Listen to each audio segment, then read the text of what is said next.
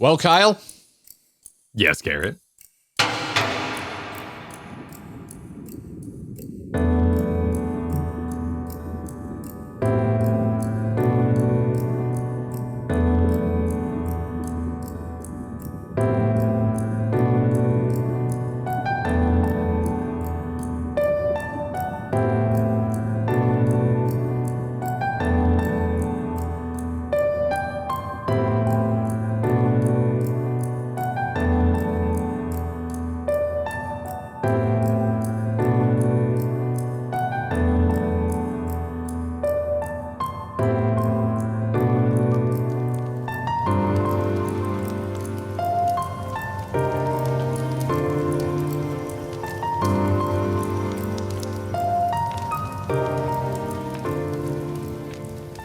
The reveal of Amaurot. I think just like my favorite reveal so far. The best reveal in Final Fantasy XIV up to this point. Top tier. When you step through and you're hearing the tick in, and then it just blends into the track, which we now know because we both pulled the track up. The ticking is part of the track. Dude, the reveal of the city is fantastic. Absolutely fantastic. And still a surprise because it doesn't match the cave paintings. But before we move on, if you dig Kyle and my work together, Kyle, do you dig our work? You call it work. Actually, it is a lot of hours, but it's very fun. The lovely folks that are already supporting us have made it possible for us to take a lot more time away from what we were previously doing for money and put it here. So if you want to help support that, we have multiple ways to do so. First off, there's memberships here on YouTube. We stream here on YouTube. We do not stream on any of the other competing popular, maybe purple-colored websites. We stream right here on YouTube, so we have memberships enabled, which work much like subscriptions on other platforms that you might be more familiar with. Or you can support us on Patreon by going to supportourbromance.com. Supportourbromance.com. It does that impressive, that game thing where it challenges my expectations of the game I'm currently playing and what I know to be possible from the engine. If you play any MMO long enough, if it's worth its salt, it'll eventually surprise you visually because you'll just get used to what the engine can do. I've been through this with World of Warcraft before. It's the Old Republic. Elder Scrolls Online has never really surprised me visually. Throwing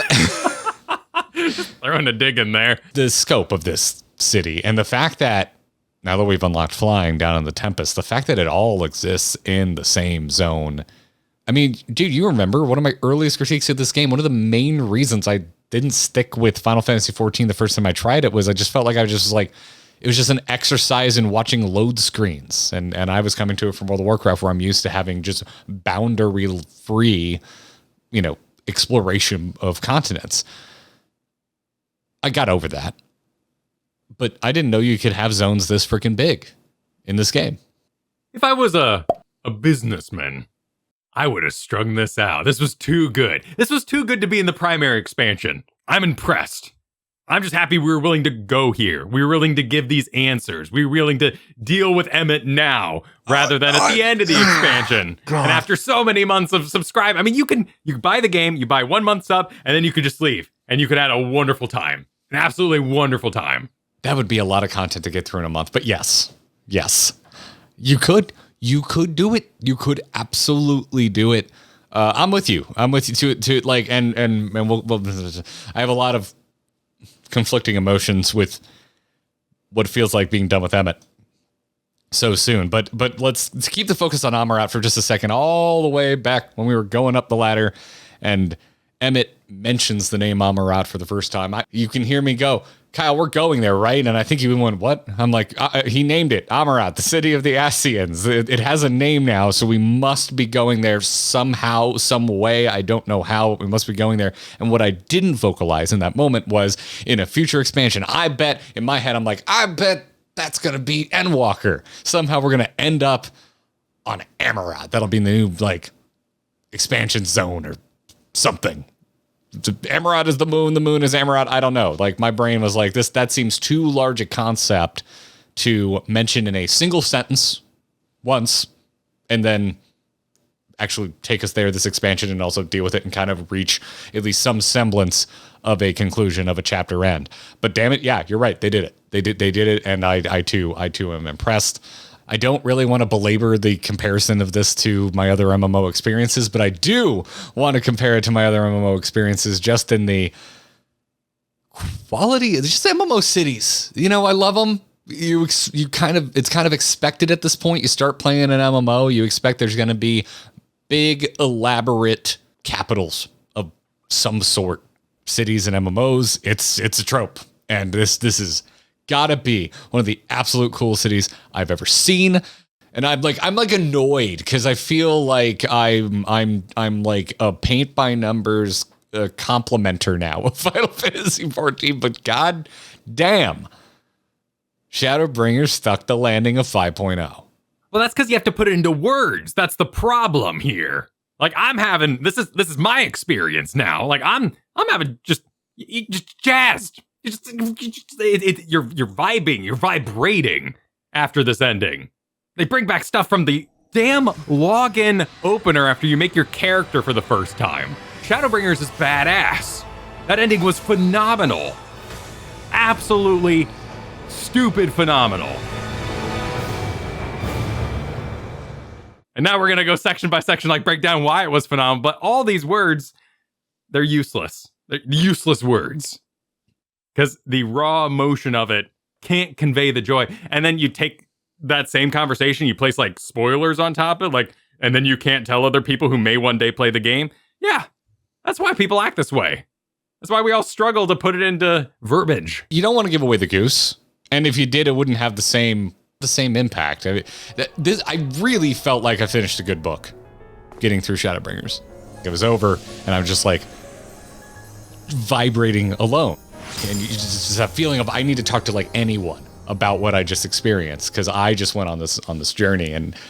But thank God I did it with my buddy, and I get to talk to you about it. There we go, man. Hey, if you don't like reading, you're not going to make it far in Final Fantasy. You won't make it to this point. And even in the end here, like there's a lot of reading. Like all of our ghosts are readies. You know, you gotta be willing to put in the work in order to make advancements in this game. Again, the city just blew my mind, and I love the moment with Y'shtola because I just freaking love Y'shtola, and she's been, I feel, very underutilized in this expansion considering she wasn't in the last one. And I love the moment where she says, "Then we are seeing the same view." This moment of parody between how Y'shtola views the world and how we view the world, because this damn city is literally made of ether. So we're just all kind of on the same page in terms of how we're taking it in. It's just this little moment. There's so many nice little character moments in here. And this for me was like, it kicked it off, was this little touch with Y'shtola's character. Oh, they make use of all the characters we're questing with. Each one of them has some different information, different skills that come to use. There's even the classic passing the precipice moment. We go to the lift, and there is an opportunity for us to take the lift alone, but our friends say we're going with you. Like, this is the final denial. We pass in to the final chapter here. And what do? We go downstairs and find a ghost, and Alphino wants to talk to it. Classic Ray Stantz, Heart of the Ghostbusters, wants to go talk to the ghost. And, he's successful. Like, everybody plays a role here. I mean, maybe on the less side in the city, Alize, but she has her big moment later on. Maybe a little less Reen, but I feel like we're going to continue her story a lot in the coming raid. Even Thancred's like, let's talk till our jaws are sore. Like, Thancred's back in form. I was like, oh, good man, Thancred, I like you a lot, man. I've fallen for Thancred now. I love where he ends up. Also, I just like Thancred being a badass anime action hero, and he's firmly back to being a badass anime action hero. Well, let's talk about the final days. Yes, let's meet our Amaurotines? Amaurotines. Yeah, the city's full of giant ghosts. We find out in very short order that they are Amaurotines, which is, I guess explains why they're so big, because they are full size, even though if you actually take your warrior lightly, scale them up. I mean, I guess your mileage varies, because if you're playing a Lalafell, maybe this is more true. But to me, they're humanoid. I play a Hyur. It's not even close. They are not 14 times bigger than me. And if I'm partially rejoined, why haven't I gotten bigger? Yeah, yes. Don't think about it too much, because what it services is an amazing humanization of our ghosts, in that they're always referring to us as children. It makes the whole thing way more impactful and gives these spirits. I'm gonna keep riding the ghost thing, but hold on. Something to empathize with. You know, they're telling you to go home and be with your loved ones. It's the final days. What are you even doing here? Well, you want to learn. And it's that door open to their society. And it gives you an introduction as though you were a child.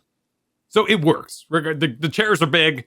The place is big. It all services big. They're not sitting in chairs too small. The doors aren't too small for them. It's very intentional. But as to why they're big, I don't know. But let's talk about the ghosts themselves, because they aren't dead people. They are, as Y'shtola puts it later, Not content with remaking an entire city, you aim to fill it with the reconstituted souls of the dead. which suggests that they are not like manufactured memory people, that they might actually have some real piece of their deadness in there. I took it as Emmett made such an accurate recreation that it is essentially indiscernible. And I love that. Oh my God. Oh, I love the tragedy that this gives to Emmett, that he is sitting in a house of lies, that he has surrounded himself with Chuck E. Cheese amusements so that he can avoid his inner sadness. Boy, howdy, that's really undercutting what he's done here. I use it purposefully because they're mascots. Like, they're creepy, faceless mascots singing songs, walking around, talking about debating, but it makes it all the more tragic what Emmett is doing here. He is punishing himself. He is reliving every moment of his failure to him. And he has embodied that in an entire diorama he has built. I hadn't really thought about it, but it does seem like at face value, it's for comfort, but dig a little deeper and it's more like self-flagellation, like constantly reminding yourself of what you lost. He feels responsible for the failure. I mean, it's a monument to his failure, and it couldn't symbolize his inability to move on more. Like, instead of moving on, instead of changing his view on things, he has literally recreated the world that he refuses to let die and just lives there. It's where he's made his home. It'd be like if you or me like recreated our childhood home to a T, which I think would be fun in VR, but I don't want to do it in real life. That's unhealthy. Here we also learn a lot about life before Zodiark, Hydaelyn, and the Sundering. Like, we get a little bit of glimpse into all this kind of stuff. We learned that like Zodiark was very, very much planned. I think they stopped short of telling us they already had a name for it.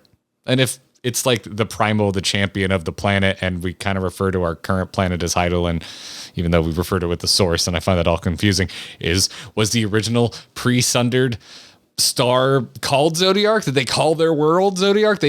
We don't actually get a hard answer on that, but we do find out from one of the Amaurot teens that said they will invoke our mightiest spells of creation to birth an entity of all-encompassing magnificence, and then they will rewrite the laws of existence. It was by design. And our answer to what the catastrophe was is still kind of nebulous, but I think we can start to read into it. They say, a cacophonous keening from beneath the earth. The sound distorts all living things within earshot. It wrests from us control of our creation magics. Previously, in the Katana Ravel, Emmett referred to it as... Until it was faced with a crisis. Unprecedented. Terrifying. Didn't get into it. The Amaurotines here refer to it as the final days. Capital F, capital D, the final days. So at least we have that to go off of. And at this point, we've also done the optional dungeons. We did the... Academia? We did the Academia and we did the twinning. Not that the twinning has anything to do with Amaurot. But we still don't know what caused the crisis, what caused the final days. But we do learn a lot about exactly what was going on, like what terrible things were happening. Like you said, like that, they mentioned like a sound. To me, it sounds a whole lot like what happens when primals temper their subjects. Because that's like, we've seen it happen with Ifrit all the way back in Realm Reborn, right? It's like a sound that rolls out and then tempers people in a AoE-like fashion. But here they're talking about the earth itself doing it, and then it seems like they're not necessarily tempered afterwards, but they kind of lose control of their creation magics is the vibe I was getting. They say once that happens, this is a quote here, all is lost. Fear, pain, despair, every dread impulse is safe from our minds and given substance, an eternal fall of fiery rain and incessant spawning of nightmarish beasts. We only see a little bit of the nightmarish beasts, which I also think is amusing that Emmett decided to recreate that part of Amaurot as well. Processing his grief, right? Literally embodying it in his environment around it so maybe he can analyze it, find a solution. Now, granted, we have another expansion. It's called Endwalker. We could get into what that sound was, but to me, it kind of sounds like just perfect society messed up a little bit. Something really minor. Our Amaurotines have the ability to use creation magics. They're so full of ether that they can make anything they want with council approval, apparently, but they can make anything they want. You need to patent your creations, yes, much like Game Freak and Nintendo patented Pokemon. The systems have developed to keep this society in place. To me, it really doesn't matter what set it off. The point is, fear entered their minds. In a people that could create anything they want through sheer will, all it took was that little whisper of fear. And then in the back of their mind, they started dreaming. They started thinking. Oh, what's kind of messed up? The first beast, a worm covered in mouths. That's kind of messed up. And someone's like, no, don't think about it. It's a classic Stay Puft Marshmallow situation. Well, if it causes fear, pain, despair, etc., then what are you going to think of? Things you fear, things that cause you pain, things that cause despair. And that just started the ball rolling. Everyone was thinking about fear. There was monsters outside the window. Before they knew it, they were imagining their own monsters. Before you knew it, somebody was really, really afraid of giant organ monsters. And then someone walked outside and was like, oh no, you know what would be even worse is if the sky was falling. And lo and behold, the sky started falling, right? Like that's how I foresaw this going down. That's how I've internalized a lot of it as well. And I imagine we'll actually get answers because I just trust Final Fantasy XIV now. I trust it. I don't trust the convocation of the 14, however, because they talk about La Habrea as being intelligent, which is weird because that's not the La Habrea I knew. The La Habrea I knew was a blunt instrument, just a hammer going around, seeing everything in view as a nail. I feel like we are due for what, if poorly is done, is called a retcon. If done right, we call it explanation. Over the passage of time, we can plug in and forgive a lot of A Realm Reborn La Habrea because it's what the game was capable of, time restraints, the game hadn't evolved its lore that far, they knew what they wanted, they just didn't know how to picture it yet. So La Habrea going around empowering scorpions and empowering dragons, like that all tracks. You just use your creation magics to buff up the thing before you. La Habrea is a bit giggly about it. He's a little insane. We get a lot of mention here that there is a missing seat. Like there's 14 seats on this council, but one is gone. Or soon to be vacant. And then when we talk to Hythlodaeus, they make a reference to the convocation of 14 at the time of essentially Amaurot's fall or their star's fall, and said the convocation 13 at the time. So Hythlodaeus because Hythlodaeus is self-aware, is making reference to a future events and talks about the convocation having a missing seat, whereas every other Amaurotine that we talk about in reference to the convocation is referencing an absent seat as something about to come to pass. Why does that seem really important? I mean, it gets mentioned multiple times, and it never gets spelt out. We don't know who. Is it Elidibus? Because, I mean, at the end of all of this, Elidibus is the last one standing. Boo. This is why Elidibus seems to be so special and so important. It could be that La Habrea was nuts and is still nuts in A Realm Reborn, and they like kicked him out or something in the final moments. And that's why he's extra giggly and weird, and why Elidibus and Emmett too seem a little impatient with the guy. I don't think either one of those are correct. I think that seat was us. We are the 14th seat. Oh, Kyle. Yes. Oh, Kyle. We disagreed with the other 13 members. We didn't want to summon Zodiark. We left. We're responsible for summoning Hydaelyn. And that tracks with Emmett there in the final moments, going all popey-eyed and looking at us as though we were a large Asian ghost. I still have major questions, though, about how do we even end up with only 3 paragons of the source remaining. Because it would that's cleaner. I think you're onto something. But your theory would be a lot cleaner if there were 13 paragons of the source afterwards, because then it's clean. The 13 people that stayed on the convocation for some reason stayed whole post sundering, and then there's this mysterious missing 14th. There's still a mysterious missing 14th, but there's also a mysterious missing the rest of them, because we've only dealt with 3 paragons of the source, and now, sadly, at the end of this, there's only one left. I can't believe I'm saying sadly for the death of essentially a villain. Well, we know Iggiorm was just a title, right? And all these are just titles on the council until they reveal their true names. Well, and Iggiorm wasn't a paragon. Right. Iggiorm was an acolyte that was somehow called up and empowered, but still not as powerful as a paragon. If you're on the council and you're going to summon Zodiark, who requires many sacrifices, which we get into here about just how many sacrifices Zodiark demanded, there could have been a selection, a elite few, maybe 3, you could say, who were chosen to oversee the sacrifices of Zodiark. And our other council members said, hey, if Zodiark eats me, bring me back at some point. And that's why we have fractured other Ascians, because we were only able to raise people to those stations and not keep them as whole sourcelings. Okay, hold on, because we also find out that they halved the population twice, right? Right. Does that include the convocation? Does that lead us? So if we're down to 13 at the time of summoning Zodiark, let's have that. That leaves you with 6.5. You divide that again, it leaves you with 3 1/4. I'm liking that math. It's not super clean, but no. But if you're a perfect society, your leaders would act perfectly, and they would sacrifice themselves in the same amounts that they would ask the people to. I think we just cracked it. I'm satisfied with that. I think you can line that up. I think you can line that up with all the masks as part of Hades and say those were all the faces of the other members that he promised to bring back. Wait, hold on. I didn't count the masks. Did you count the masks? The masks repeat, sadly. So there's multiples of the same masks. You can't go through and select. I did line up the masks, and with other Ascians, we know none of them match. Even there's one that looks just like Nabrielis, but it doesn't have his little fangs. So different mask. Oh, I like that. You're sidetracking me super hard right now. Yeah, and he does the you kind of thing. We used to be his friend, but we disagreed. God, that really plays to everything, including his impatience with us. Plays directly into the song that's playing. One brings shadow, one brings the light. Well, we thought it was Ardbert and us, that he was bringing shadow, and we were bringing the light. I thought it was Reen and us. You can plug in a lot of characters here, but in the ending moment, I think we're the light, and Emmett's the shadow.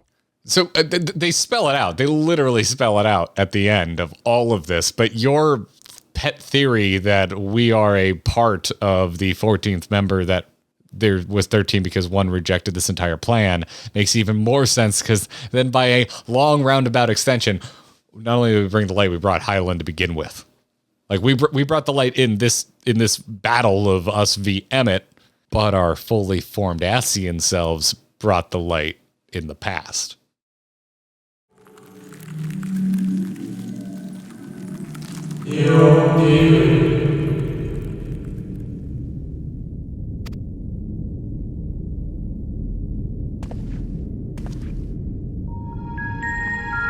I love the demands of Zodiark.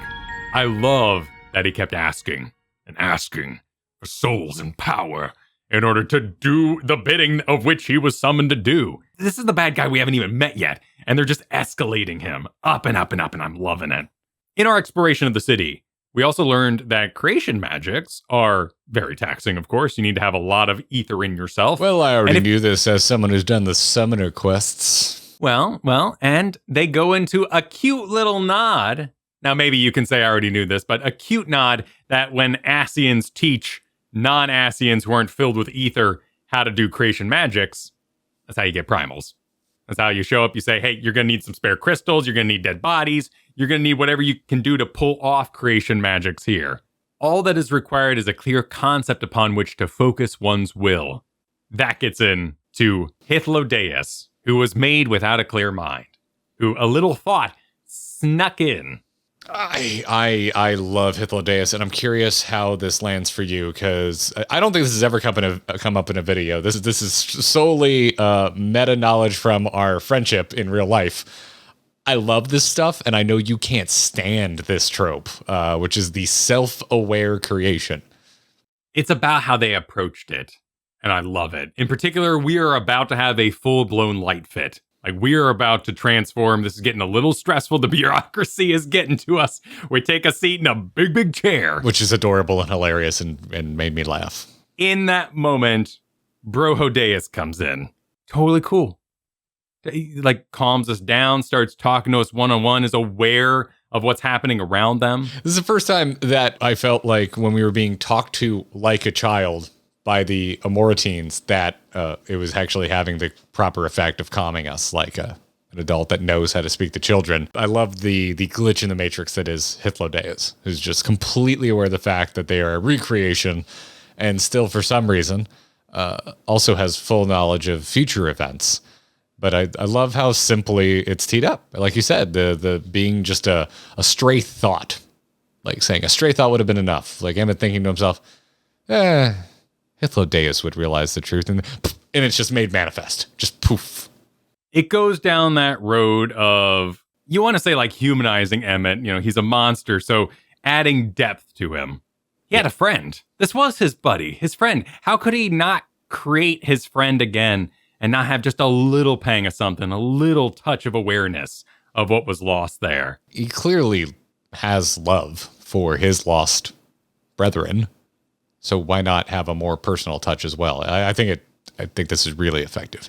It all kind of falls apart later on when he's like, all-encompassing darkness, and screaming about how the dogs will rule over all. Right? Like, at that point, you're like, okay, dude, like, go for it. But this is perfect. I love this delivery. It's such a wonderful explanation.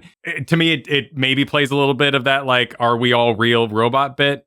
Here's where it starts to get a little evil. We would nurture the world until it was bursting with vitality. Then, when the time was right, we would offer some portion of its living energy to Zodiark. In return, he would restore to us those brethren whose souls had fed his strength. Yeah. How does that work exactly? What living energy? You talking like here have some like crops and like some plants or like other people? Because later on, when we're talking to Emmett, it sure sounds like Emmett's just down to like throw people at Zodiark to get other people back, which... That's where the split happens, right? Because others begin to argue. They argued that enough had been sacrificed to Zodiark. The plan is going too deep. They've already kind of saved the planet. They've already revitalized the world to at least some sort of stasis where they can, loaded word maybe in this video game, but some sort of stop point where things are going to be okay. But they wanted to go more. They wanted to bring everybody back again. Well, there was an additional sacrifice later on, too, that we learned from Hythlodeus, because talking about how, pause the current crisis, but like the damage was done. There was like plague and drought, and they were just left with the dying planet. And so that they then had to go and sacrifice another half of the remaining population. That is just mass death in the name of sacrifice and salvation. I mean, I still have questions like, why is Emmett still around? If Emmett believed in this plan so much, why didn't Emmett offer himself up as part of this? And we don't get an answer to that, at least not at this time. I see him as the steward, the guardian of this plan, the one who's going to pull it off. At least that's how he sees himself. He may also just be enthralled, in which case he's doing everything under his power to just bring Zodiark back no matter what the case is. I think if Emmett was fully enthralled, we would have explored that already. So the dissenters surrendered their life energies to create Hydaelyn, and Hydaelyn, this is where we have to fan theory a little bit, but Hydaelyn, seeing 14 members, all of which had given their life force to Zodiark, was like, 14 members, 14 worlds. Mega Slam, done. All the Ascians divided to the winds. All Zodiark's powers divided up into moons, or one moon, or trapped in a moon. We don't have that knowledge yet.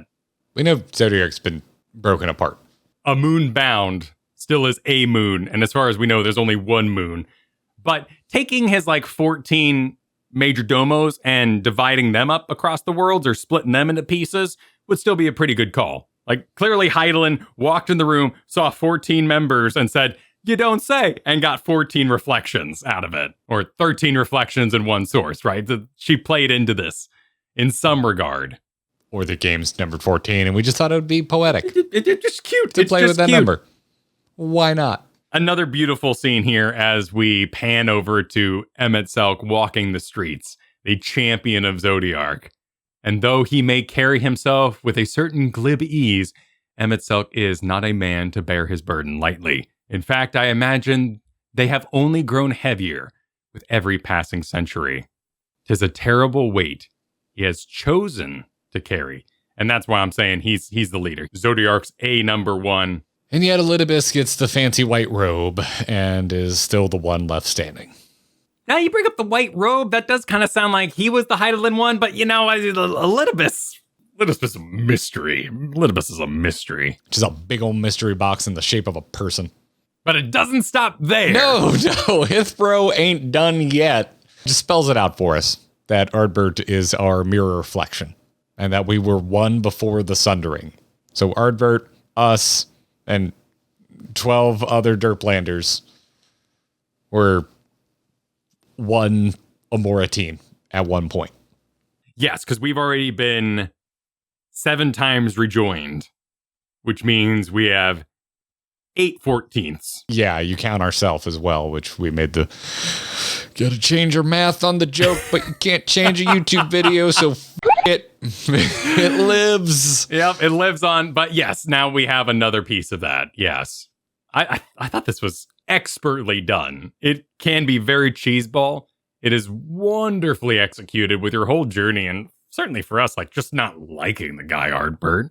You know, he's a bit of a whiner. He's been through a lot, obviously, but that he showed redemption up as like a kind of a jerk, wanting to fight us, so that we were already. The game literally made us like diametrically opposed to him the first time we met Ardbert, and then he was kind of a downer. Although I found him more interesting as downer. I love emo characters, so I found him more interesting. But he was a downer and stayed a downer for a bit. But it's good. It's good, and underlying themes of believing in yourself quite literally, but what if yourself with another person and you need to believe in yourself? There's a lot of very positive thinking in this game. The lore is complicated, but you can take from that. Still think it's really positive. Overall, it's pretty positive.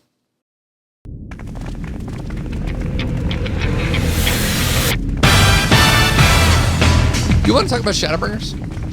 Oh, the quest. Yeah. Classic Mass Effect moment. You talk to everybody in turn. Everyone says they're with you to the end, except for Reen, who's a little, scared, but Reen needs a understandable. moment. Reen hasn't been through what we've been through. No, this is her first expansion, her first game that she's ever been in. And she does take responsibility. She is concerned that her preventative measures won't be enough to stop the light from issuing forth, particularly if we get into battle and start running dungeons and all that sort of thing. And Emmett gets his big scene, which is ridiculous. Every scene with Emmett is big. But this is it. This is Emmett's big villain speech, and it does not disappoint. Yep, Y'shtola, always ready on the hypocrisy alarm. Calls him out. Oh, dude, in the moment, I was like, hold on a second. Accusing us of codependency, the man standing in his own perfectly recreated city of his own destruction. It is not he who is lost without the familiar. It's beautiful. I love when he's like, I may have gotten a little carried away in my attention to detail, added a few unnecessary flourishes. Oh, yeah, I love this whole bit. He's just kind of like hand waving it. Oh, but just which maybe with his capabilities, maybe to him it does feel like it wasn't that hard. It just it's like when you talk to your really good artist friend, you're like, these blades of grass, and they're like, what are you talking about? It took me like 2 seconds. You're just like, but it looks amazing. All that sadness and everything you feel, your buddiness with Emmett, all comes crashing down in his big evil reveal that Then we shall offer up the Source's remaining inhabitants in sacrifice, that we might resurrect our brethren who died to bring Zodiark into existence. Yeah, well done. There's your big evil plan. You did it. There is no Varys plan where we fight. There is no getting along with them in the end. We're nothing but fuel for the fire, pawns in his game. Is that even an equal exchange, though? Because the people left on the Source are still fragments compared to the Asians that were originally sacrificed to bring apart Zodiark summoning. Like, there's so much in that one line where I go, hold on a second. Excuse me, Mr. Emmett, I have questions. And we just end up fighting him and killing him. Well, we would be fully rejoined when he did this plan. So we would be as big of a deal as the Asians sacrificing themselves. So just as much fuel, but then it's just not the source, right? Because the everything would be rejoined, and so whatever the planet, the star was originally called, probably Zodiark, it's all the same. So how do you decide who you're sacking everyone that remained? So you're killing the other quarter of people that remain to bring back the other half? First of all, how is that even, like, you're killing your buddies one way or another? And also, it's not equal exchange. Not that this is Full Metal Alchemist. No, but there is an element of that, right? Like there's a fee that is due when you deal with Zodiark and Primals. It's supposed to be flawed, right? Like you're right, it's flawed, but he's nuts. He's nuts, and we gotta take the battle to him. Or are we working with incomplete information that we'll find out in maybe a 0.1 or 0.2 patch, or I don't know, another expansion? The moon's just full of Asians. His speech about humanity is awesome. This classic villain logic. Just drink it in. Look at me. I have lived 1,000 of your lives. I have broken bread with you, fought with you, grown ill, grown old, sired children, and yes, welcomed death's sweet embrace. For eons have I measured your worth and found you wanting. Too weak and feeble-minded to serve as stewards of any star. Oh, I love him talking about dying for fun. Like trying out old age and passing on just to see what it was like to know you suck as a mortal being. Oh, God, yeah. All right, so a trope you didn't like earlier with Ithildaeus you ended up liking because of how it was executed. There's a trope here that I traditionally cannot stand in fiction, and that is just precursor races. Maybe it's not a trope, maybe it's an archetype. Anyway, they ruin everything. They ruin absolutely everything. They ruined Assassin's Creed. They ruined Halo. They're done okay in Mass Effect. But how do you feel about World of Warcraft? They suck. They absolutely suck in World. I do not give a fuck about the Titans. The Titans. Stop fucking with the Titans. Oh, like a sing-songy race and then the planet is alive and going to be born into a sort of godlike thing. That's kind of weird. It's kind of strange. They're good as a mystery. To me, they almost always universally fall apart the second you start giving me answers about them. I did like the Gravemind, though. He was cool. The Gravemind is not a precursor race. The Gravemind was a creation of the precursor race. Right. He was part of the mystery. The Gravemind is to the Forerunners precursors as the Xenomorphs are to the Engineers. Oh, God. That's my least favorite of them all. They can be horrible aliens. It's fine. That's another great example. Yeah, Prometheus is a terrible movie. Absolutely terrible movie. We'll always hate that together. We'll always have that. It, man. It pisses me off. They gave us the humanized normal precursor out the gate to where it was never really a huge mystery. There was a mystery of the scope of what their society was like, but there wasn't a mystery to what they were like because we meet La Brea, we meet Elidibus, we meet Emmett. Out the gate, we are talking to them as fully realized characters. They hit us with the characters first, and the mystery came second. And also, they actually managed to make it interesting to me. And I can't believe I actually like everything in Amaurot. I should be annoyed by the bureaucracy of it all, but after you meet Emmett, like, it just makes sense. It's like, of course he's this way. Look at the city he grew up in. Go forth, conquer, rule. Typically, precursor races ruin everything for me, and Final Fantasy XIV does it right. It's all talk, and it didn't save the world in the end. That's what the bureaucracy embodies, the futility of your perfect society. I think it's beautifully done. I think Alphino, too, has a decent little counter dunk. The ones you love are in the past. while ours are here in the present. There were multiple times, especially after doing Blue Quest and Amaurot and realizing how much the Ascians really respect a good debate. They love themselves some rhetoric. They built a whole building dedicated to it. There were multiple times in this climax here where Emmett really disrespects the debate because Alphino, master debater here, brings up, hey, is our motivation not exactly the same as yours? We and our friends, that we are here now alive and we are fighting to keep us alive and save our world. How is it any different than what drives you? And Alphino's absolutely right. And if this were a debate in the Hall of Rhetoric, it would be a delightful counter-argument. But Emmett just kind of, he's too far gone. He cracks. He goes full Asahi. He gets that Asahi look in his eyes. Yeah, a bit disappointing, honestly, Emmett. I thought you were better than going full crazy, but goes the territory of the bad guy. If you were at all unclear to this point why Emmett has to be defeated, this is that final push. For those in the back of the room that need to see he was nuts. For the Kyle Ferguson who at one point uttered the phrase, maybe he just is buddy-buddy with us. Maybe that's how this ends. Maybe he just wants to be your friend. Maybe I needed that little push of just like, all right, dude, you've gone too far.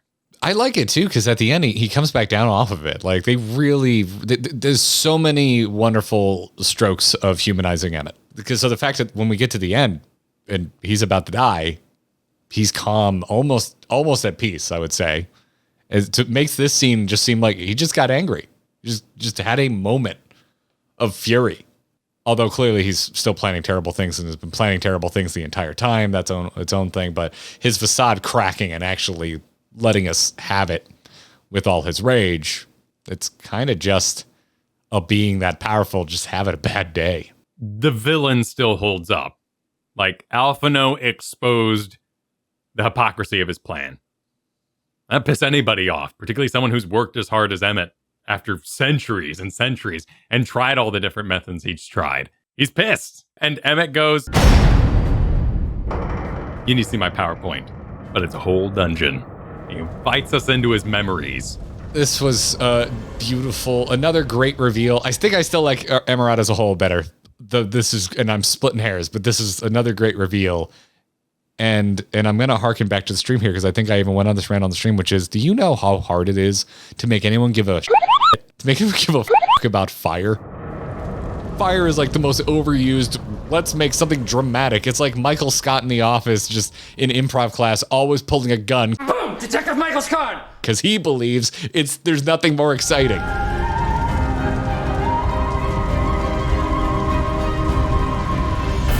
But it works.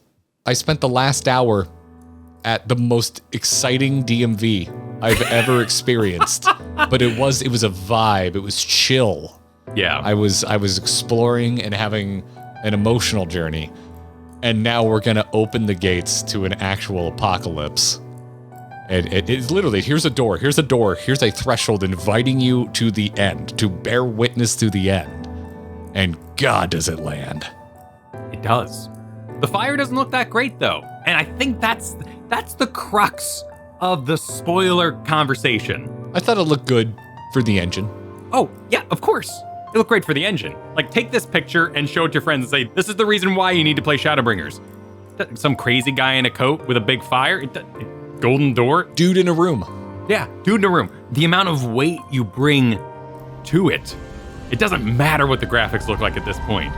There is a huge amount of weight. You want to see what's in that fire. You want to follow him in. You want to see the story concluded. And it elevates any amount of graphics to golden. It is beautiful. It's an awesome scene. That's why I started this talking about what it's like to read a book and have that experience, because you bring so much of yourself to it and the experience that you had. And it's so difficult to express your excitement to someone who hasn't had that experience. And we haven't even gotten to the most exciting part.